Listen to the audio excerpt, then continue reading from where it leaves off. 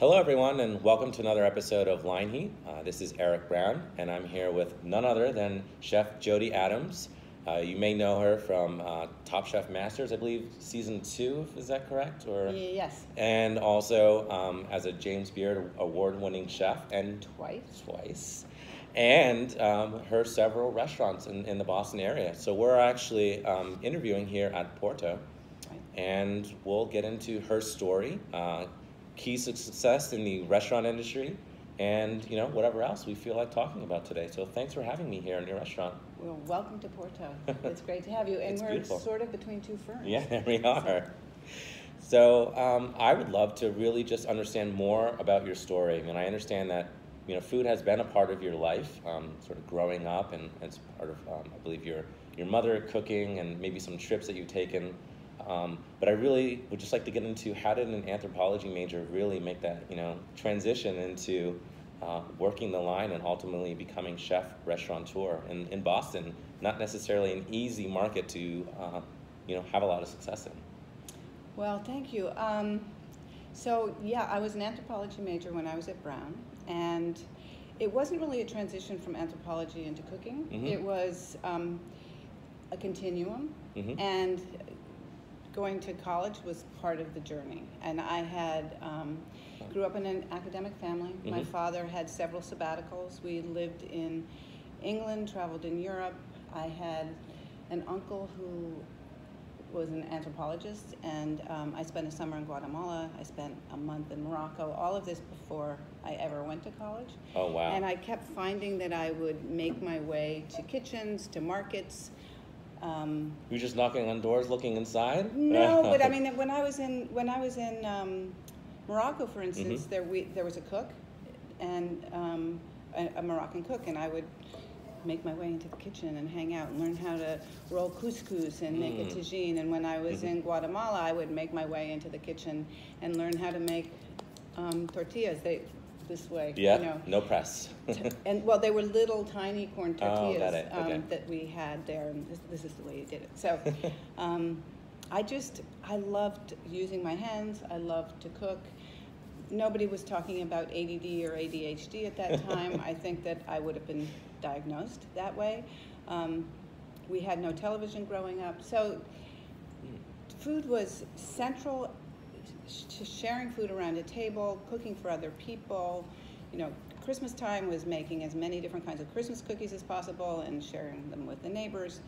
So my world of food was ingredient-based, but also community-based. And so when I finished college, I traveled again, and through Spain and Italy and Portugal, and I just found that it was a place where I felt at home and comfortable, and a way I could connect with people. And so I tried one professional route that didn't turn out. I thought I was going to be a nurse practitioner. Not the right route for me. And I was 24, 25, and I thought, I don't think that you're supposed to be really unhappy at that point in your life. I mean, confused, maybe a little anxious, Sure. but not like sad and depressed. So I found my way to a conversation with Julia Child. I had the good fortune when I was in college of meeting her. Wow. And she said, go to Boston and work for Lydia Shire. Sarah Moulton was in that conversation. Sarah Moulton, who is a well-known television chef and a friend, and they said, go to Boston and work for Lydia. I was terrified I'd never worked in a restaurant. I'd worked for a gourmet food store. I'd worked for catering, a woman who taught cooking classes. So I had been cooking for a long time, all through college, which was the way I made extra money. And all I knew about the world of restaurant kitchens were the stories of French chef throwing knives. Oh, wow. And so I was really nervous. So the idea of coming to Boston working for a woman was, that was a comfort for me. So. And did you know Lydia before? No, I'd never met Lydia, and I called. I got an interview, and she was actually in France eating foie gras when I was interviewed. but Gordon Hammersley, who was the sous chef, who had a restaurant here in Boston for 27 years, Hammersley's Bistro, he was the sous chef, and he interviewed me. And he took me actually to Haymarket, and we walked around Haymarket. That was the interview. It was a fabulous interview. Wow. And I felt like we really connected. And then I got a call a day later saying, "So sorry, you have no restaurant experience. We can't hire you." So no kidding. I was kind of devastated, but went back to the streets, pounding the pavement. Yeah. I was told that I was, by one chef, that he wouldn't hire me except to be a pastry chef because women don't have enough stamina. I was told by another chef that he wouldn't hire me because he couldn't afford to pay me. Since I had no experience, he would pay me nothing. I would have to prove myself for a year, and then maybe he would pay me. So I was too old. Really? I was too old, because if I had been younger, I could have lived at home at my parents' sure. house. So. Okay. And anyway, I didn't have enough experience, too old, and I was a woman, so I wasn't going to get a job. So anyway, I held tight, and I got a call about 2 weeks later from Gordon saying, "Are you still interested in the job?" And without a beat, I said, "Absolutely, no pride, And so I went in and burned and cut myself like nobody's business until I learned how to be a line cook. I knew how to be a cook, but not a line cook. Right. And they took a chance on me, and it was the most exhilarating, time for me in my life. So for anyone watching, what would you say is different about being a cook versus a line cook? Well, the pressure for one, the attention to detail, and not just detail, but consistency over and over and over again. And the timing, it's very, if you're in a kitchen and you're making dinner for 4 people, the timing is important, but you kind of move, at a nice pace. Yeah. When you're a line cook, it's like, it's repetitive motion. You have to have muscle memory. You have to have your mise en place in the right place. There's a lot of engineering that's involved. There's a lot of athletics that are involved, and it's kind of a dance that you do because you're working next to people, and searing the duck, and putting it in the oven, and then starting the salmon for the other dish, and heating up the vegetables, and juggling all that, remembering that the duck was in the oven, nobody's using a timer, we didn't use thermometers, pulling the duck out, knowing just by looking at it that it was done. I mean, there was so much to learn, and so fast, and it was the best. And so you were already working a hot station, like it didn't even start you off in garde manger? No, actually, interesting, there were no prep cooks, really. During those years, those days, we went in 2 hours before our shift, punched in 2 hours later, did all of our prep. It's what we wanted to do. Yeah. That was like a source of pride that we did all of our prep, and we were set up on time with 20 minutes to spare. Nobody ever wanted to be under stress going into service. You wanted to make sure you were ready. And so there wasn't a prep position, and the woman that worked the garde manger position, which is the salad station. Well, it was more than salad. It was a more complex station, but essentially a salad station, had been there for 2 or 3 years and wasn't going anywhere. She was not, She was happy where she was. She was happy where she was. It was her domain. Sure. Okay. Fair enough. And that's why Gordon passed on me the first time, because he had to put me on a line. Right. And I remember I was prepping, and I was making scallion pancakes in the back before service, and that was part of my job. And Lydia came by, and she looked, and I could see her eyes turn into saucers, and she said, "You look like Pigpen." There was flour everywhere, and I hadn't figured out how to work, within a small space. And that was. She didn't yell at me, She didn't reprimand me. She was just like, "Oh my God, that's a mess. You gotta clean that up. You gotta figure something out." So, I did. That's amazing. And so you went from there to then work with Gordon, and when he opened up a new place, or his Hammersley's. Yeah. So I was there for 4 years. Worked all the stations. Susan Regis was one step ahead of me. And then Liddy was going off to California to the Four Seasons, and Gordon was opening Hammersley's Bistro, and he invited me to be his sous chef, which was an awesome experience. Sure. It was amazing, and to help build that restaurant from the ground up, working with Fiona and Gordon. And in the beginning, it was just Gordon and me, and then anybody that he could find to come in and work garde manger. It was just the two of us on the hotline and one person working garde manger. And how many covers a night were you doing at that point? Well, it was a 50-seat restaurant. Yeah. We could do, I mean, I did think we were doing 3 turns. Oh, it was really? a very popular and very busy restaurant, yeah. It was great. Oh, Yeah. wow. And I remember one night, a server coming, we used to call them waiters, waiter coming up to it was an open kitchen, waiter coming up and saying, see that guy over there? Pointing to a customer. Yeah. And we said yes, and he said, he just asked if Gordon was in the restaurant, and he was looking up at the line, and I said, yeah, he's right there, and he said, which one is he? And I was like, yes, like, I was just a cook. Yeah. I had a baseball hat on just like Gordon. Nobody could tell that I was a woman. I was just a cook, because it made a difference then, Yeah. because there was such a distinction between men and women. So, but within the restaurants I worked in, there was not. Like Lydia and Gordon were welcomed everybody, treated everybody the same. There weren't any expectations that a woman couldn't do anything, or a man should be, favored over a woman. And there was no tolerance for, bad behavior or anything like that. Now, fast forward to today, is that something that's getting better across the board, or do you still see that as an industry issue that cooks or women in the kitchen are still facing? Oh, I think they do in some kitchens. I mean, the Me Too movement has proven that, in fact, it can be very, very hostile to women. And there has been this celebration of bad behavior that allows for, terrible things to happen. And right, for sure. so I was part of a generation of people starting in the early 80s, chefs like Lydia and Gordon, who were changing the culture of kitchens, changing them from the very rigid, hierarchical, scary French sort of style places.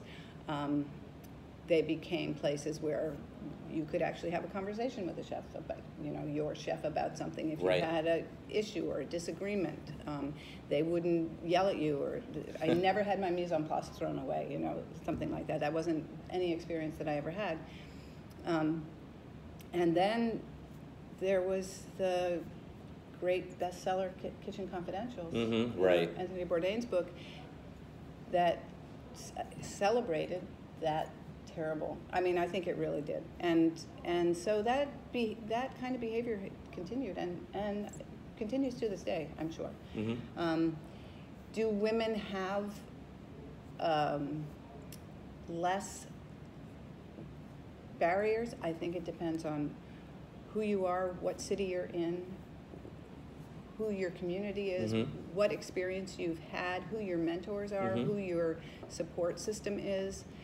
Who you know, that an issue that women talk about a lot these days now is access to capital for starting their own businesses. Really? Okay. And if you don't have a pipeline to people who have investment dollars, if you don't know how to get there, then it's going to be harder to raise the money.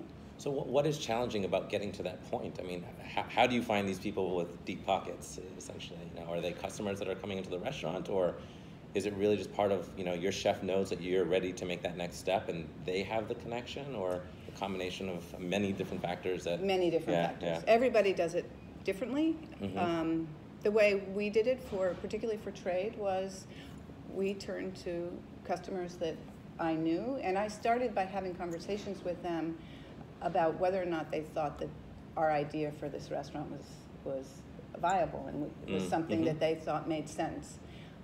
Once I started that conversation and the question of money came up, sure. then I said, would you like to invest? Sure, of course. So, and thankfully, many people did and really believed in what I had built at Rialto. You know, that was the beginning of the foundation for building trade in Porto and Saloniki. And so how did you get to the point where you knew, one, that you were ready to go out on your own? Because that's a whole different, you know, challenge, right? I mean, when you're the head person versus under somebody, I mean, there are many factors. I mean, everything stops with you, right? So there must have been a point in your career where you said, all right, I'm ready. And then the money thing also comes into play, and you also have to figure out that piece. Well, I don't think there was an aha, I'm ready moment. For me, things always evolved organically. So I worked for Gordon. At a certain point, he said, after I was there for 3 years as his sous chef, he said, there's an opportunity at a restaurant called Michaela's, and you should apply for the position as chef. And my first reaction was, you don't want me anymore? There, yeah. He was right. It was time. It was Hammers's Bistro was a small restaurant, and I was kind of butting up against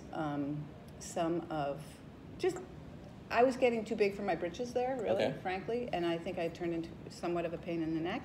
And so I was very opinionated, and so he was right. It was time for me to move on and be in charge. You know, I couldn't be in charge of his restaurant. He was in charge of his restaurant, which is the way it should have been. Sure. So, but he saw that versus saying, look, I think you should take another sous chef position somewhere else, like, see you later, right? Yes. Like, he saw that you were ready and you had developed the skills and the maturity or whatever it is that there are many factors that go into becoming the head chef.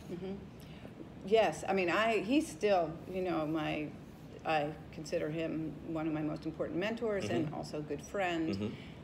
Somebody I listen to. He still will tell me what to do. So if I ask him, yes, he saw that it was time, and I applied for the position, and it was a huge job compared to Hammers's. Hammers's was a 50-seat restaurant. I was the sous chef. From there, I went to being in charge of a restaurant that was open for lunch and dinner, had a cafe, had a takeout shop, and it had catering, outside catering. It was a huge job, and that's where I started really, you know, where the rubber met the road in terms of learning how to be a manager, because I learned that you couldn't just tell people what to do and expect them to do it. There were so many people and so many people to juggle and manage. I learned that I had to figure out a way to understand why they weren't doing what I was asking.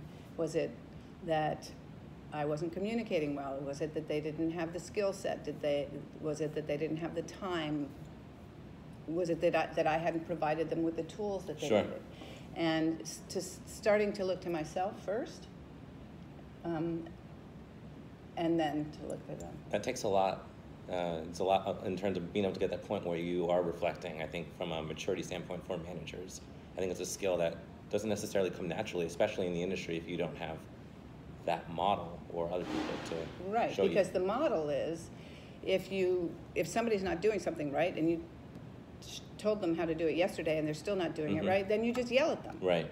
Or you throw their mise en place away, right. Or you do something sort of dramatic and you know, send out your frustration to them. And I just, you know, the feeling of being pissed off all the time and me yelling and like just was not the way I wanted to be. I mean, I couldn't be productive. I didn't like myself. You know, it's like as the Dalai Lama said, it's like, you know, punching yourself in the stomach and expecting that it's going to hurt the other person. I mean, I think that is said in a million different kinds of ways, but that kind of anger doesn't hurt anybody really except yourself. And so that was it was sort of selfish, but I didn't want to feel that way. I wanted to figure out a way to get organized so that the day would flow without me just, you know, like all the time, and so that I could be a teacher and a mentor as opposed to a brute. And how did you, so you then grew into that role, were successful there, and then you opened Rialto, right? And Michaela was one of your early partners or Yes. investors, or okay? She was a partner. She had been approached because it was her name. Mm-hmm. I mean, was getting some recognition, but at not a huge amount at that point. I was still the chef of her restaurant, Sure. and she was a very well-known restaurateur. Mm-hmm. And so we were invited to open Rialto in the Charles Hotel, which we did in 1994. Mm-hmm. And that was awesome. I mean, I was really reluctant to go to a hotel. I thought that hotels were stodgy places, and who would want to have a restaurant in a hotel? Right. It turned out to be a great place, and we were told, I don't know, the Rialto was on the second floor in the Charles Hotel. You can hardly see it from this street. You have to go up through the hotel to get there. Mm-hmm. So access was difficult. So we really had to create something that was a destination for people and to let people know we were there. So we worked enormously hard at doing that and had fabulous success. I got 4 stars from the Globe 3 times. 4 months going in, though, right? You opened up, and then you got the 4 stars. Yeah, like, right and away. I had no idea what that meant at the time. I was just reeling. We were so busy. We were doing things like, Michaela was always overambitious about certain kinds of things, and so Danny Meyer and Michael Romano wanted to have a book party for the Union Square Cafe cookbook that had just come out, and asked if they could do it at Rialto. And so Michaela invited them to come. I think it was the week that we opened. And our pastry chef was making, using an old pasta machine I can't remember what she was doing, and she got her finger caught in the pasta machine the morning of this book party. And I looked at her hand in there, and I thought, I'm pretty sure if you turn the switch this way, it will unroll. But I just couldn't be sure. I just couldn't be sure. So we had to bring the fire department in. They had to wedge it open. The pasta machine was never the same. It always had a little bit of a nick Oh, in it. goodness. But and fortunately, no broken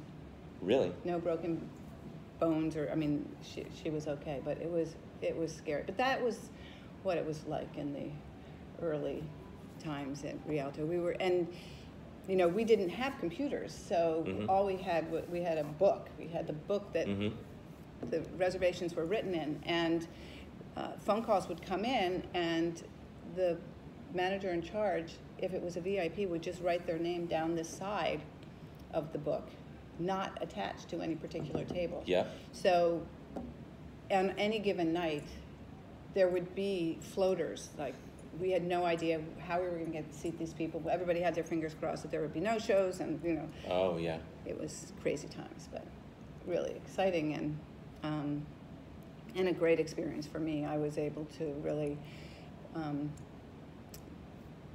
build a menu that I was excited about, the kind of food that I wanted to do. At that time, the Rialto menu was more Mediterranean than specifically Italian. I wanted it to be really rustic and make braises, and I soon learned that that was not going to happen at Rialto in the Charles Hotel, a white tablecloth restaurant.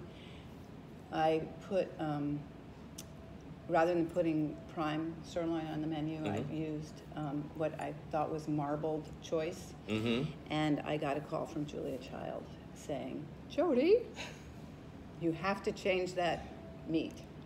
Has she dined or in? Yes, and she had it, and she'd had the steak, and Okay. she was not happy with the quality of the meat, and she told me I had to change it. So I did. Sure, of course. Yeah. And so 20 years later, So 13 years Oh, in, Michaela and the other partners left to open Roca, and I reinvented Rialto and on my own. Actually, made it specifically Italian, renovated it, and so for the last 9 years, I was there as a sole owner on my own. Oh, got it. Okay. And the investor for that business and partner was the owner of the Charles Hotel. So there was a different kind of relationship business deal than, say, Mm-hmm. Trade or Porto or Saloniki, which are straight business deals. Got it. Okay. And that's when I had my first experience dining with you, actually, Yeah. during Restaurant Week, I think in like 2011. So it was definitely a meal that I kept with me, and sort of as I started to learn about the different restaurants in the city and get to know different chefs and the food, and really made me think about a culinary career, how I could get connected to the city. So I really appreciate that. And, so how did you go from head chef, owning your own place, to then saying, hey, I should open up more locations and potentially more stress, but I mean, not necessarily. You've figured out. To not have stress? Well, not to not have really stress, have that impression? but you figured out how to have multiple locations and educate and mentor teams that are successful, and you're able to pop in and out, but you're not necessarily stuck behind the line, which is a huge challenge for a lot of chefs that run their own operation. Forget about trying to open the second or third or fifth location, right? Yeah. So how does that? Well, transpire? that's definitely a huge huge growing pains. Mm-hmm. Quickly, in 2011, I think it was. Yeah, we opened Trade, and I opened it with two partners. One actually was the general manager at Rialto, Okay. Sean Griffin at the time, and a friend of his, Eric Papachristos, who had experience in more in nightclubs and more casual kinds of restaurants, and they had been friends since they bartended in college together. And wow. Yeah, and they were in their mid-30s, and they really wanted to do something, and so we formed a partnership. We opened Trade with the idea that they would run it, and I would be there to oversee the menu and work with the culinary team, but really they would run the restaurant because my responsibility was at Rialto. Right. And we did that for 6 years, and they were, then things started to happen. Everybody starts wanting to grow and evolve, and so we decided that we would open Porto in the Back Bay, which is here, with a focus on Mediterranean seafood. Some Trade is, big and bold, and lots of small plates and flatbreads and noisy, and it has a big bar. And we thought that Porto would be something that was somewhere between Rialto and Trade. Oh, okay. That it would have, the food would be more refined than Trade. The atmosphere would still be quite casual, no tablecloths, neighborhood place. At the same time that we were talking about that, John Mendez, who worked as our beverage manager at Trade, are you following this? Yeah, I'm following. Okay. He had traveled to Greece with Eric. So Eric Papachristos, the third partner at Trade, is Greek, and he goes back every year. He has family there. His parents have a house there, and there's this whole troop of men. It's all men. I think that there are some women that go too, but they're all friends. They go to Greece for 2 weeks every summer. They get fit. They get, and they go to Greece and they hang out in the beach and the clubs and have a great time. And John and Eric were friends, and they had gone together many times. And John just fell in love with the casual eating, particularly of a Greek sandwich, and that it was something that you ate maybe 3 or 4 times a day. When you got out of the club at 4 a.m, you'd have a sandwich. When you got up in the morning, you'd have a sandwich. Wow, When you okay. midday, and these guys can like to eat a lot. But he loved just the flavors and the simplicity of the food, and the taverna culture of people just, casually hanging out and sitting there for hours and just chatting. And asked, why isn't there something like that here? A Greek restaurant like that here. And, well, I'm going to build it. So that's what he decided to do. And then he realized, well, I might need some help in doing that. So he got Eric involved, and then they said, well, we're not chefs. Maybe we could use a chef. So we agreed we would build this. And as it was in its development, restaurants are never, I don't think they ever turn out to be exactly what you think they are from the beginning. They always evolve into to what they're going to be. And we had envisioned, a small neighborhood restaurant, and once we approached investors, one in particular said, "This is a great idea. This is something that you should model and grow into something bigger, have multiples." Which is different for what you've done previously. Yes. And this is the Greek restaurant, which we have built and now have 3. It's called Saloniki, coming from the name of the city where Eric comes from, which is Thessaloniki. It's up north in Greece, and it's known for its sandwiches and its great food. So, yeah, and so now we have 3, and they're continuing to grow. And Porto turned out, people in this neighborhood did not want such refined food. They wanted a restaurant that they could go to several times a week. So we put a burger on the menu with lots of small plates, lots of vegetables. There was a real sense of people wanting vegetables, a nice whole roasted fish, good pastas. Still a focus on seafood and fish, but not. This is not a seafood restaurant.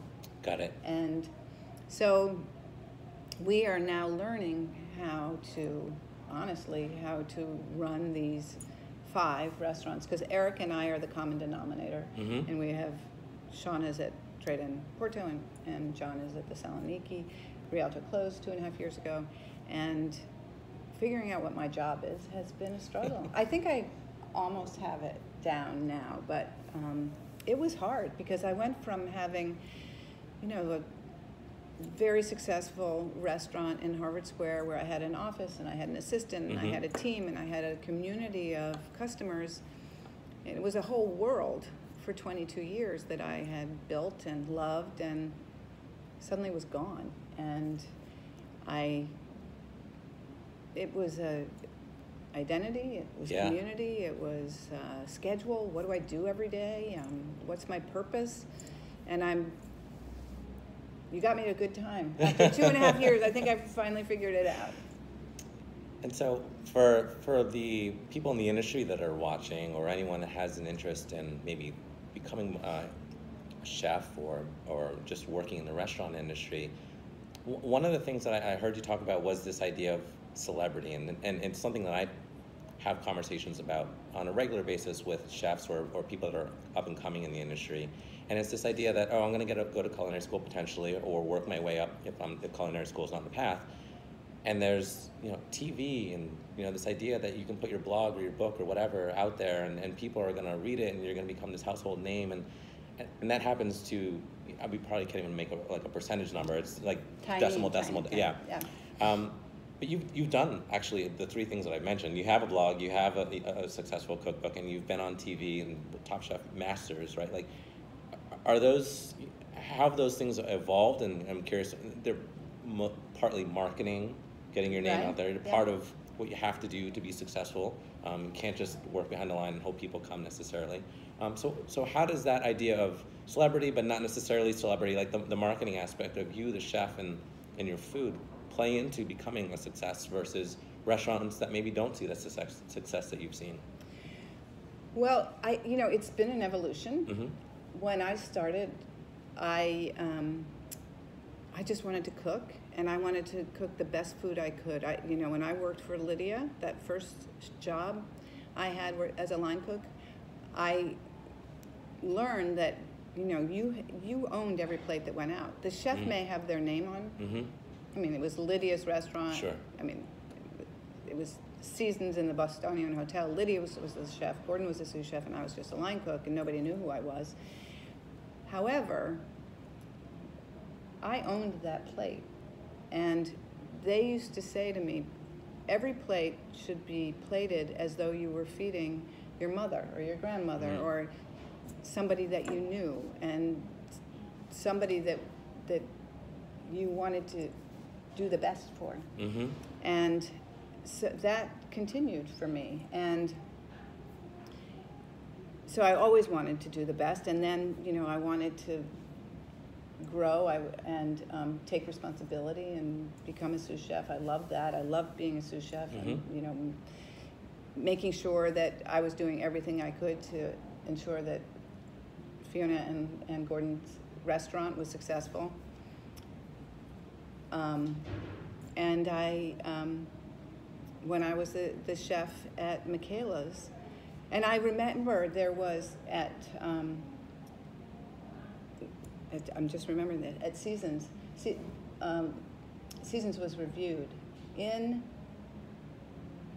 Gourmet Magazine, or I think it was in Gourmet Magazine. Mm-hmm. You know, so we were, at the time, there was the Boston Globe, the Boston Herald, Boston Magazine, the Phoenix, and then there was the New York Times, Mm-hmm. Gourmet Magazine, maybe Esquire, you know, a few others that would review restaurants. And that was it. If a customer wasn't happy, they either told you, sent you a letter, or called you, so you had a direct relationship with them. And that was, you know, that was the extent to which you dealt with critique. And now, of course, it's huge. And instant. And right? instant and anonymous. Right. But there was when we were reviewed for Gourmet Magazine, there was a mention of the vegetable plate. And I was in charge of vegetables as the middle cook, the least senior cook on the hotline, the most junior, I should say. I made the vegetables. And the vegetables were very elaborate. You know, it had to have a sauce and a garnish and a this and that. It was just a side of vegetables. Old-fashioned hotel-style dining, there had to be a side of vegetables. And I remember that the vegetables were mentioned in the review, and in a very positive way. And I was like, oh my God. Oh, yeah. You know, like that was like, whoa. And I got off on that. I mean, I really liked that. I liked the recognition a lot. And so I decided that, you know, I was going to make sure that whatever I did deserved recognition. Mm-hmm. And fast forward, I'm at Michaela's. I've told this story many times. An article was being written for the New York Times about Boston restaurants, and a photographer, the writing had been done, the photographer came around to take pictures, and he came to Michaela's. I cooked food. He took pictures of the food, and then at the end, he was packing everything up, and I said, don't you want to take a picture of me? I figured, food, chef, you know, the story about the chefs and the food. And he said, oh, no, I already have a picture of a woman. I don't need to take a picture of you. Oh. And, you know, steam was starting to come out of my ears. And I went back into the office and picked up the landline and dialed the number and called Gordon and said, so Gordon, did he take a picture of you? Because everybody knew. I mean, this was a big deal at the time. And the community of chefs was small. And so everybody knew that this was happening. And Gordon said, oh, yeah, he took a picture of me. And I said, how about Jasper? Yep. Yeah. What about Chris Schlesinger? Yeah. And Todd English? Yep. Oh, yeah, he took a picture of all of them. So what I knew was he had taken a picture of Lydia. And so he didn't need a picture of me. So I went back out, and I said, I think you want to take a picture of me. Good for you. And I had the picture taken. And with that, like, energy, it was the picture that was chosen for the top of the fold of the food section for the New York Times. And so I learned in that moment that you don't get what you don't ask for. Right. And that you have to advocate for yourself. And that as a woman, that was really the first, you know, aside from all those people who told me that I wasn't strong enough to be a line cook, it was the first time that I was like, whoa, you know, people will discriminate. Right. And so, and that was also, you know, that was the beginning of the recognition that chefs could be tapped to help promote charity events. You know, Wolfgang Puck had started Meals on Wheels in New York, and in Los Angeles, and there were all kinds of other things, but I think that was, everybody sort of tags that event. And it was, there were, well, actually, yeah, and then the TV shows started. TV Food Network was just starting around that time. I was on Ready, Set, Cook twice. And I realized that, you know, people, if you're in the paper, people, many people who may not have seen you before see you. and are drawn to the restaurant. If you're on TV, Mm-hmm. you're introduced to even broader or different kind of audience, and it will benefit the restaurant. So I started realizing that there were real benefits to that. And it was also a time when I started teaching cooking classes at Michaela's because I wanted to connect with our guests other than, because the kitchen wasn't open at Michaela's, and I wanted to know who the people were and to introduce them to the kitchen. So, so that they could get behind the scenes. There was, we started a group at the Schlesinger Library. Chris Schlesinger started something called the Monday series, which was the first Monday of every month. Mm-hmm. Chefs and restaurateurs and people in the food business were invited to the Schlesinger Library for a roundtable discussion about some topic, predetermined topic. We started Chefs Collaborative, in the early 90s. So there were a lot of things that we were doing that was more than cooking behind the stove. It was actually engaging in the community in a much more comprehensive and rich way.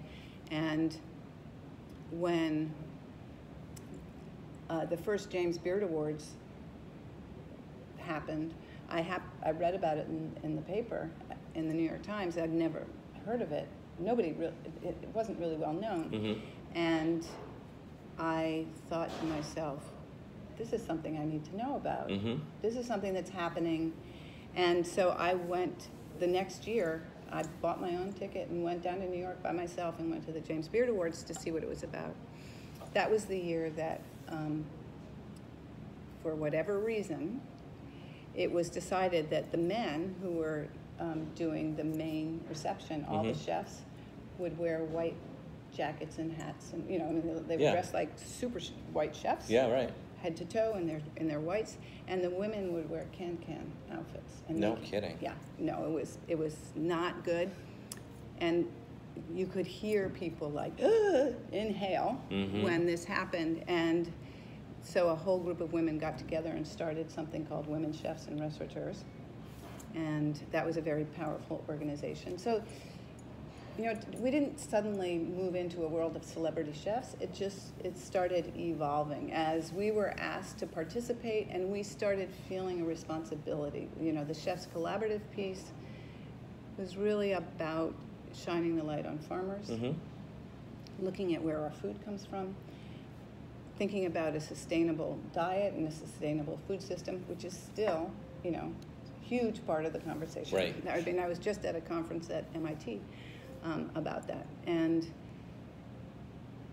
so, but I think that what happened with food television and the competitive food television, because the television industry figured out that having somebody stand behind a stove and teach you how to make an omelet, although it's interesting, and if they have a tremendous personality, it can be compelling, but if you pit two people against each other while they're making omelets, it makes for way more fun TV. Right. Because there's a conflict. Right. And it's, there's Key to a great story, yeah. Yeah. And so food television turned into competitive food television. And it really helped a lot of people. Have you watched The Final Table? Not yet. It's a new series. Yeah. And one of the chefs talked about how being on MasterChef, I think, or one of the shows, just so dramatically changed, his professional life. It really made a difference, and it was enormously beneficial for many, many people. When I was on Top Chef Masters, first of all, I wasn't going to do it. I thought, no, I'm not going to go on competitive. You're right. I don't need to do that. Right. And of course, it was because I was really scared, and I didn't want to make a fool of myself. I didn't want to fail. Right. And so I actually finally asked my children if they thought I should go on the show, and my daughter said, Mom, at this point, if you don't, everybody's going to know you're a wimp. So I had to do it. But it's not the goal anymore. It's just something you do, it seems like, right? Like, you have to put yourself out there, but it's not the reason why you become a chef. No. No, but I think it became, Yeah. so Top Chef Masters is different than Top Chef. Yeah, no, sure. Yeah, No, I just and- mean in general, the marketing, the being on TV, that sort of thing. I mean, you're doing all these events and part of all these organizations, not necessarily, I mean, it is for your own benefit, but it is also for the benefit of your restaurant. Oh, it's as for a the benefit whole. of, Yeah. it's for the benefit of the business, Yeah. for sure. It wasn't for me, and I don't, for people like, from my generation, it wasn't a pipeline for something else. And I okay. think that to your point, which is what you were describing, I think there was this notion that you go to culinary school, you get out, you get it on a TV show, and then you open a restaurant. And, I think that for a lot of people, once they got to the restaurant part, it was like, wow, this is way too much work. Right. And there's no money. I don't want to do this. Right. A lot of them like, and out. Out, okay.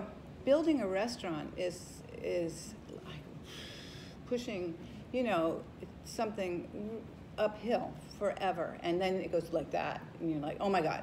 And then you have to push it again. Right. And then you can't ever take your eye off it. I mean, it's a very, very hard business. And it's, it's not for wimps. It's not, I remember, there are things that people say, when you're starting out. And this isn't about celebrities, but this has just come into my head because I think this is helpful for an audience if some people are thinking about anything. There was one person that I worked for, one of my investors, who was not a very fun person, kept saying to me at one point, "Don't fuck it up." Okay. That's a very common thing that people say, particularly if they think that they're sort of patriarchal, to people. Just don't screw it up. There are other people who have a different approach. And I remember when I was struggling with being on my own at Rialto, it was, like I was in charge of everything, and it was hard. And one of somebody who I really respect said, "Don't be a quitter." And "don't be a quitter" is very different than the other thing I said, which I won't say again because maybe I wasn't supposed to say that. It's Sorry. okay, you can say anything you Sorry. want. Don't be a quitter. And that has stayed with me because there are times when things get hard, when the spotlight's not on you anymore for that moment or whatever, that, you just want to kind of quit. And Right. you can't. And, there's something there are two other lessons that I've learned along the way. One is a lesson I learned from Julia Child, and that is that the people who keep me in business, and and particularly the public, that is a community of people to respect. And without them, particularly if you're a celebrity, then you don't exist. Right.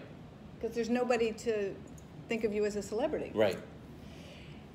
And I think I just forgot what the second thing was. Wow, I can't remember what it was. But anyway, that's, you have to be respectful. Oh, I know what the second thing is. And this was before television. This was the press. When,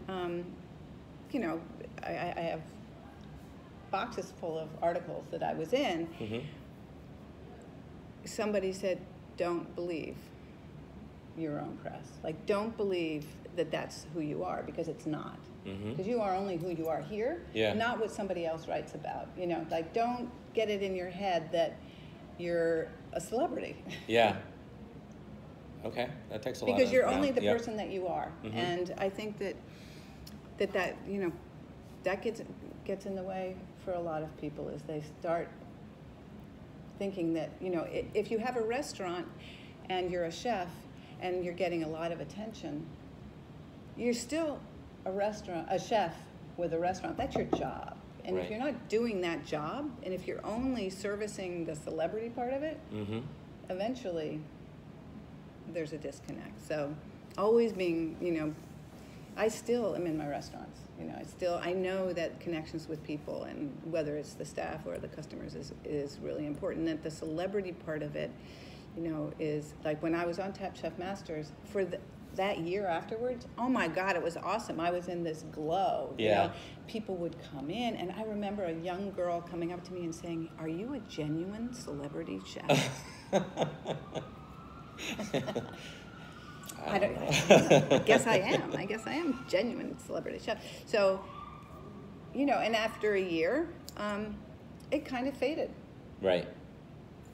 And does that mean that the restaurant's different? I'm different? No. It just means that to maintain that, I would have had to go back out into television, and I chose not to do that. That just wasn't where I wanted to put my energy and time. Sure. I really love being in a restaurant and being available, and I do things like I go on culinary bike trips and culinary safaris and hang out with groups of people and do different kinds of things that don't get as much spotlight. But there has been a huge benefit for many people.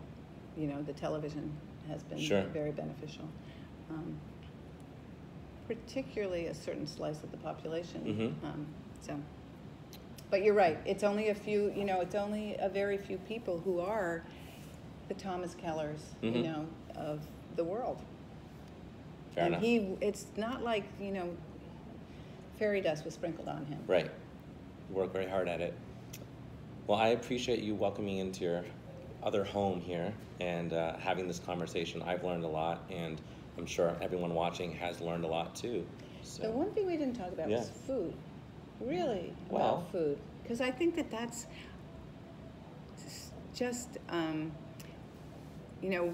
where we are with food today. I would love to hear more about it. How it's changed and how it's evolved, and what I've watched over time.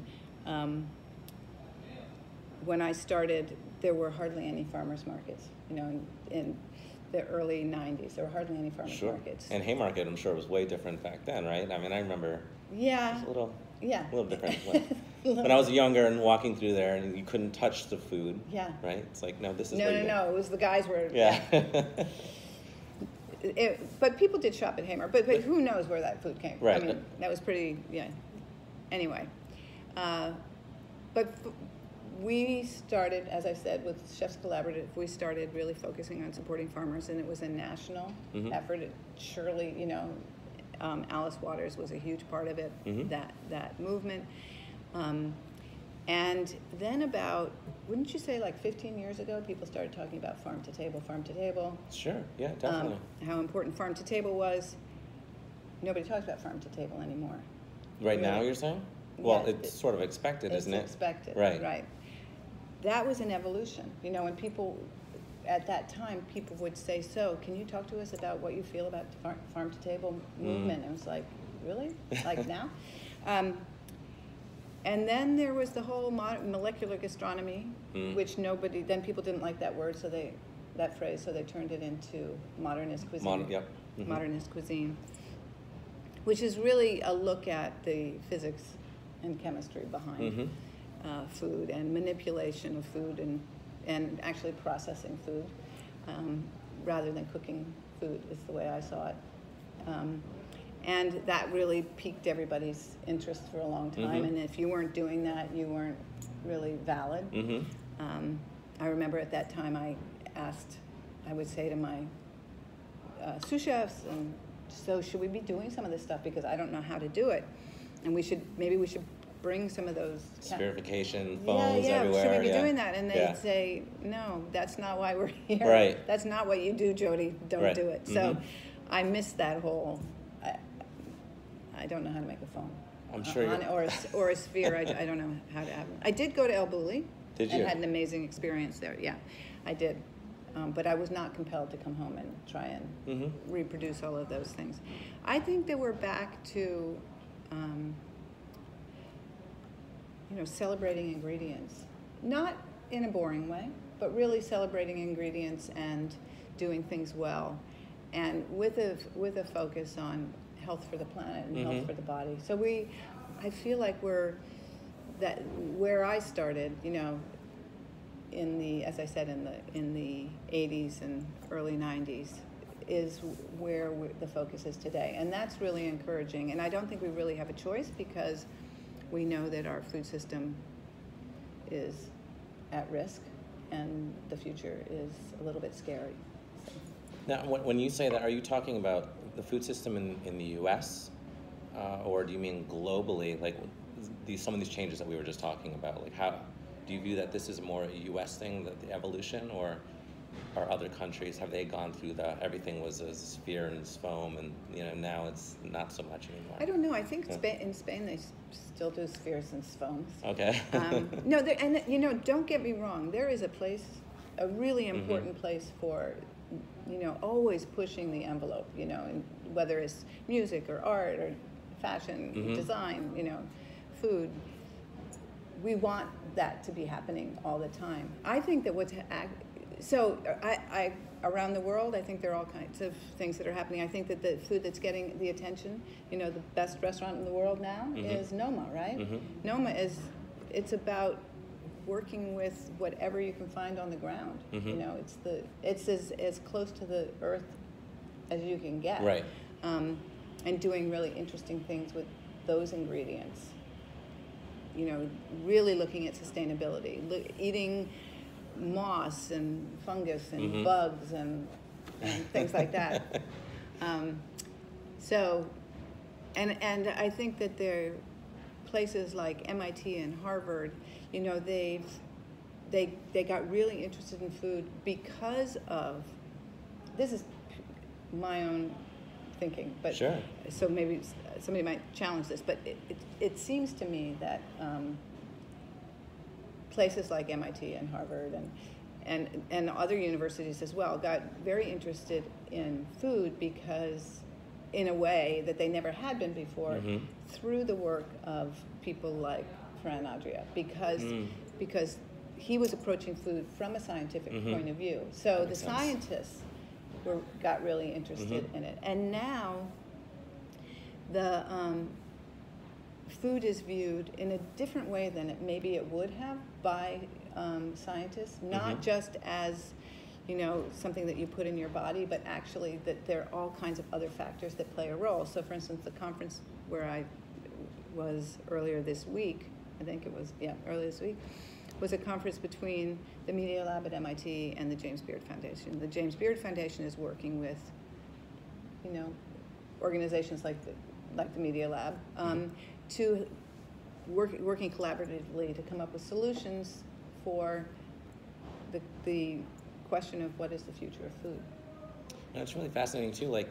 Just charting your career and thinking about maybe when you were first, working the line, and thinking about the quality of ingredients and the focus that food had at that time too, like the evolution in this country, and now the access to products that we have, it's evolved very quickly when you think about the timeline, right? Whereas I look at some other countries. If you look at France or some other countries where maybe the cuisine has just evolved over hundreds, if not thousands of years, right?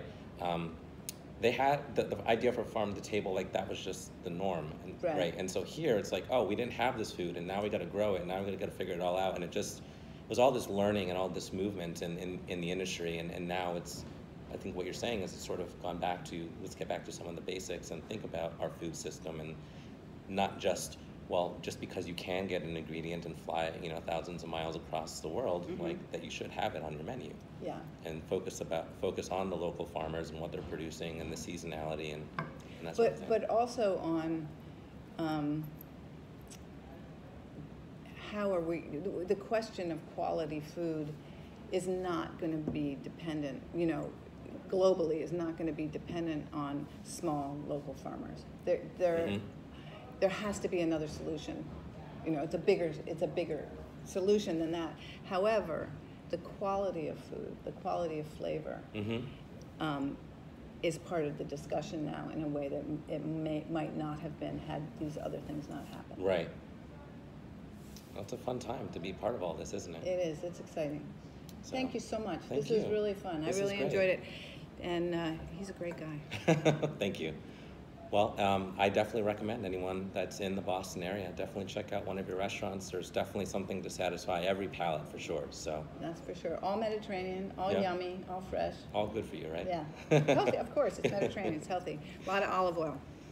All right. Well, thank you for tuning in, and we'll see you next time.